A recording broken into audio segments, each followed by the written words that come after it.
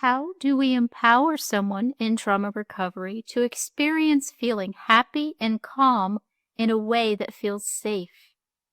We can adopt what many trauma therapists and Stephen Porges agree is the first goal of any clinician or therapist: to empower someone to create a sense of safety in their bodies so the body and the brain can use metabolic resources to heal. The goal is to empower someone so they do not feel stuck. An easy tool to support the goal of building a sense of safety is trauma-informed yoga, presented either in a class or as short breaks in a therapeutic setting. As Bessel Kolk says, insight does not quiet the limbic. By this he means talking alone does not help resolve trauma held in the body. To repeat, peer-reviewed science continues to show what many cultures have practiced for thousands of years: calming the nervous system with rhythm, breath, and movement, which includes dancing, singing, chanting, and many forms of prayer. Did you notice that most of these activities include building social connection? Again and again, when people feel safe, they can feel calm. It's body physiology. Trauma-informed yoga links breath work and movement. Let's consider why the breath is a key component of trauma-informed yoga. Breath work is not an afterthought to be used if there's time. Breath work can build body awareness as you move with the breath, which fosters a sense of being in the present. What is a conscious way someone can control their nervous system? That is, a conscious way of amping it up or dialing it down. From the title of James Nestor's book, you probably guessed. Breath, the New Science of a Lost Art, is an engaging look at the science and history of using the breath to control the nervous system. Please note that breath work can have many different effects, as Nestor's book artfully shows. To enable people to use breath work as a recovery tool, choose the type of breath work you offer carefully.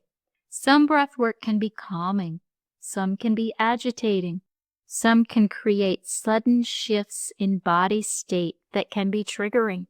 As with any powerful protocol, it is there to be used and can easily be misused. Be informed. You might be inspired if you give yourself a few moments now to experience the science of breathing. As you are ready, look at the left side of this figure and take a long breath in. Keep taking longer breaths in if that is comfortable for you today, and imagine your lungs expanding. The dome-shaped diaphragm muscle is now contracting. Keep breathing in a comfortable way, taking longer breaths in as you like. Now imagine that with these deeper breaths in, a signal is being sent via the vagus nerve from the sinoatrial node, the SA node, in your heart to your brainstem.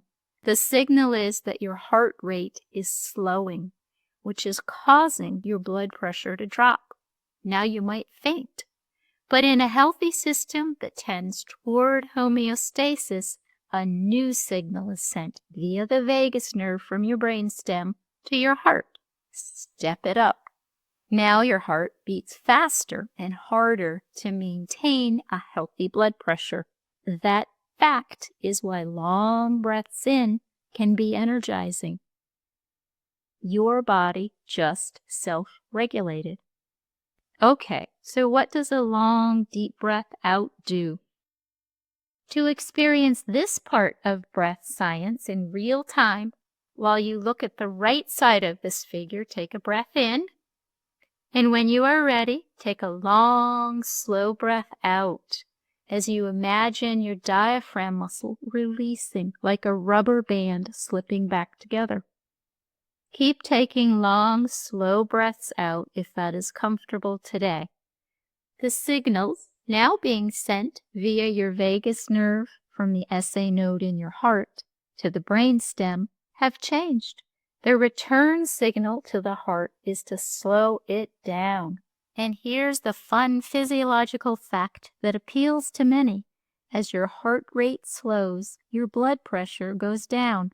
How did you control your heart rate and your blood pressure and your stress response?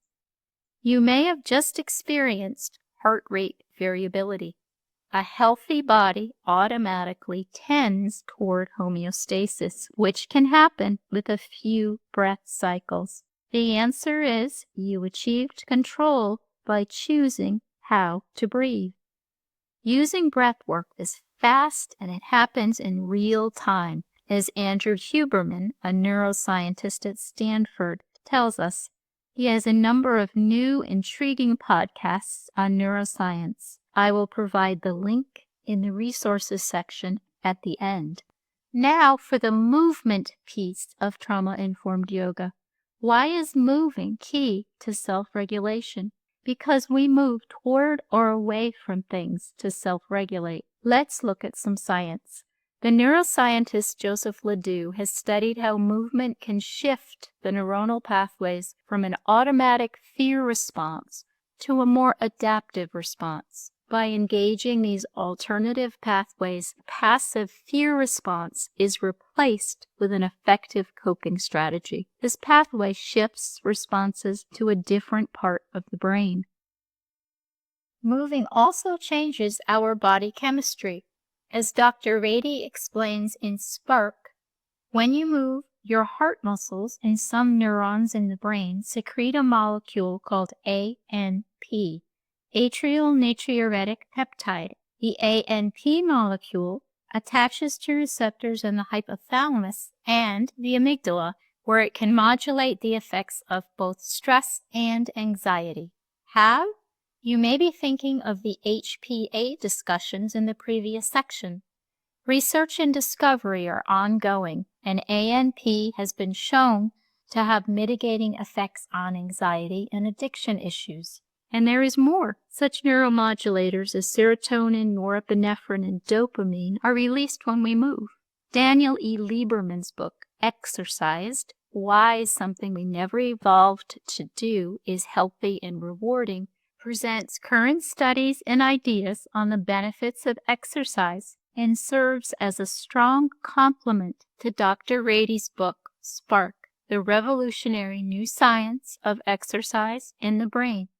When we move, there are changes in brain chemistry that can improve brain structure and create healthier neurons. Moving decreases levels of cortisol, which we know is a factor in our stress cycles and can, over time, damage neurons. Our bodies make many types of growth factors. One of particular interest to our trauma discussion is BDNF, brain-derived neurotrophic factor. BDNF levels increase during exercise and are key in repairing neurons. As Dr. Rady explains in much detail in Spark, exercise inoculates the brain against stress because it increases growth factors. Exercise, then, helps to build resiliency skills as it increases our stress thresholds. The words of Dr. Rady speak directly to trauma recovery. The stress of exercise is predictable and controllable because you're initiating the action. With exercise, you gain a sense of mastery and self-confidence. As you develop awareness of your own ability to manage stress and not rely on negative coping mechanisms, you increase your ability to snap out of it. You learn to trust that you can deal with it. Since 80% of the vagal nerve fibers are sensory and run from the body to the brain, many opportunities exist to use the body as a way to calm the nervous system, as Dr. van der Kolk notes in his book. As a strong end to this brain bonus section, let's look at why trauma-informed yoga can be a tool to empower someone to regain control of themselves and to build resiliency skills. Before we use words to explain how yoga puts it all together, let's experience 2 more minutes of stretching and breathing. When you are ready, stretch one arm to the side or overhead, fingers stretched wide. in the tip-to-toe stretch. Then stretch the other arm either to the side or overhead, fingers stretched wide. Find your own rhythm as you stretch one arm and then the other. Move your arms in any way that is comfortable today. You may want to arc one arm over your head, fingers stretched wide. Then arc the other arm over your head, fingers stretched wide. Find your own rhythm as you move in a comfortable way. When you are ready, gently press one shoulder back, then press the other shoulder back. If you like, put your fingers together as if your hands are around a ball. Next time you breathe in, move your hands apart in any way that is comfortable today. On your breath out, slowly move the hands together, fingertips press. With each breath in, your hands can move farther apart. The suggestion is to practice goalpost breathing 5 times.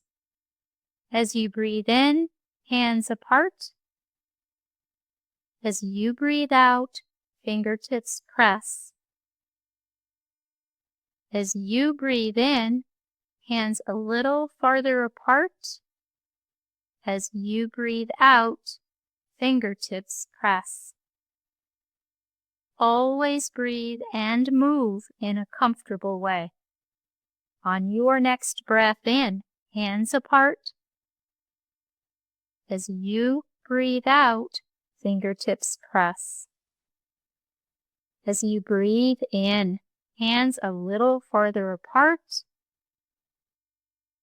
As you breathe out, fingertips press. As you breathe in, hands a little farther apart. As you breathe out, fingertips press. If you like, gently move the fingers on one hand or shake that hand. Then gently move the fingers on the other hand or shake that hand. Let your hands be as still as you would like them to be. If you like, give yourself a few moments to notice how you feel. Now on to the next section.